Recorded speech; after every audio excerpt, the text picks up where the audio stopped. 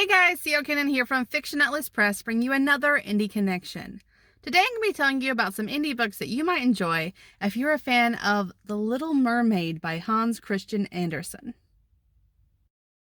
The first book I have for you is called Depths by Jackie Stevens. I always knew this day would come, that just as my hair lengthened and my curves formed, I would make the transition from girl to woman, to siren. Ariana is the youngest daughter of a siren.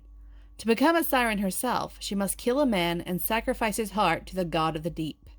But she never expected to be assigned to kill a prince, or to fall in love with him. Torn between her family and her new love, Ari must decide what lies in the depths of her soul. The second book I have for you is called Silent Mermaid by Brittany Fitcher. How does a silent mermaid win a war of song? How does she break the siren song of another that holds her beloved captive? After being touched by the sun at birth, Princess Ariana has grown up imprisoned between two worlds, neither fully mermaid nor fully human. Her life is one of solitude and dreams. But when she loses her family and her kingdom in a war between man and merfolk, she is forced to flee into the arms of the very people who want nothing to do with her kind. Her only hope of protection lies in the penniless prince that she once saved and his two boisterous nieces. Prince Michael is at his wits' end. After the great maritime war, he must clean up the pieces of neglect, folly, and evil that his grandfather has left behind. With his people starving and his treasury nearly empty, the familiar girl from the past that falls piteously at his feet cannot be afforded his attention. He has only the resources and time for the barest of good deeds to pay back that which she gave him. But the more Michael begins to hear the girl beneath her silence, the more he realizes she might just be the distraction he cannot survive without.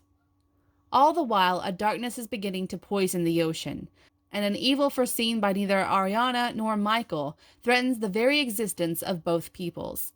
If they wish to restore their kingdoms, Ariana and Michael will need to reassess their alliances, their beliefs, and an ancient prophecy that's been all but forgotten. Most importantly, however, they will need to decide whether or not they can move past their personal pain and trust one another. Because if they can't, everything and everyone they love will fall. The third book I have for you is called Sirens Call by Jessica Cage. A siren for a mother, a warlock for a father, and a family tree that wants her dead. Snatched off the street and drugged, Serenata wakes strapped to a bed with a predator in the next room. At that moment, a side of her she never knew existed emerges. While relieved to be free, she finds herself plagued by questions she can't answer. When Maliki, a longtime friend, witnesses her tapping into this unknown power, he steps in to help.